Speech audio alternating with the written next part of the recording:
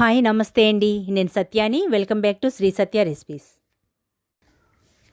ఈ వీడియోలో evening snacks recipe aloo బైట్స్ని చేయడం చూపిస్తున్నాను. పిల్లలకి కేవలం 10 మినిట్స్లో ఈ ఆలూ స్నాక్స్ని తయారు చేసి పెట్టేయచ్చు. టేస్ట్ అయితే చెప్పక్కర్లేదు.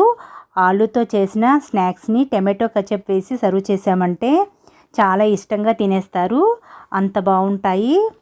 టేస్ట్ మాత్రం చాలా బాగుంటుంది. చాలా త్వరగా చేసేయచ్చు. ఒక మిక్సింగ్ బౌల్లోకి 3 ఉడికించిన బంగాళదుంపలను వేస్తున్నాను. బంగాళదుంపల్లో 1/2 టీ స్పూన్ సాల్ట్ వేసి ఉడికించుకోవాలి. వీటిని గిన్నెలో వేసి స్మాషర్తో కానీ ఏదైనా ఒక గ్లాస్తో కానీ బంగాళదుంపలను మెత్తగా స్మాష్ చేసుకోవాలి. ఇలా మెత్తగా స్మాష్ చేసుకోవాలి. ఒక ముద్దగా చేసి ఇందులో 3 టేబుల్ స్పూన్స్ వరకు కార్న్ఫ్లోర్ని వేసుకోవాలి. కార్న్ఫ్లోర్ లేకపోతే మైదానైనా వేసుకోవచ్చు. 3 టేబుల్ స్పూన్స్ వరిపిండిని వేసుకోవాలి. రైస్ ఫ్లోర్ వేయటం వలన ఆలూ బైట్స్ క్రిస్పీగా వస్తాయి. 1/2 టీ స్పూన్ వామ్ వేసుకోవాలి. అయితే వామ్ వేయటం వలన టేస్ట్ చాలా బాగుంటాయి. ఇలా చక్కగా వామ్ని నలిపి వేసుకోవాలి. 2 టేబుల్ స్పూన్స్ కట్ చేసిన కొత్తిమీరని వేసుకోవాలి. 1/2 టీ స్పూన్ సాల్ట్ని వేస్తున్నాను.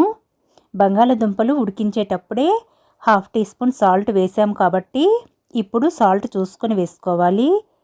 1/2 టీ స్పూన్ బ్లాక్ పెప్పర్ పౌడర్ని వేసుకోవాలి. 1 టీ స్పూన్ రెడ్ చిల్లీ ఫ్లేక్స్ని వేస్తున్నాను. ఎండుమిర్చిని వేయించి పొడి చేసినవండి. మొత్తం కలుపుకోవాలి. లూజ్ కాకూడదు. పూరి పిండిని ఏ విధంగా కలుపుకుంటామో దీన్ని కూడా అలానే కలుపుకోవాలి. మీకు ఏమైనా కొద్దిగా లూజ్ అనిపిస్తే రైస్ ఫ్లోర్ని యాడ్ చేసుకోండి. ఈ విధంగా రావాలి. ఈ విధంగా వస్తేనే ఆలూ బైట్స్ ఆయిల్ పీల్చకుండా వస్తాయి. పూరీ పీట మీద కొద్దిగా కార్న్ఫ్లోర్ని వేస్తున్నాను.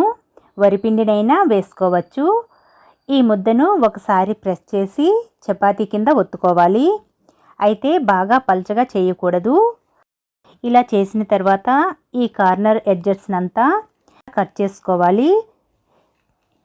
నేను ఇలా స్కేల్తో కట్ చేస్తున్నాను. ఒక్కసారి ఈవెన్గా కట్ చేయడానికి బాగుంటుందని. మీకు ఏది అవైలబుల్గా ఉంటే దాంతో కట్ చేయండి. ఇలా ఈ మందంలో కట్ చేసుకోవాలి. బాగా పలుచగా చేయకూడదు. కట్ చేసిన బైట్స్ని అన్నీ ఒక ప్లేట్లో వేసుకోవాలి.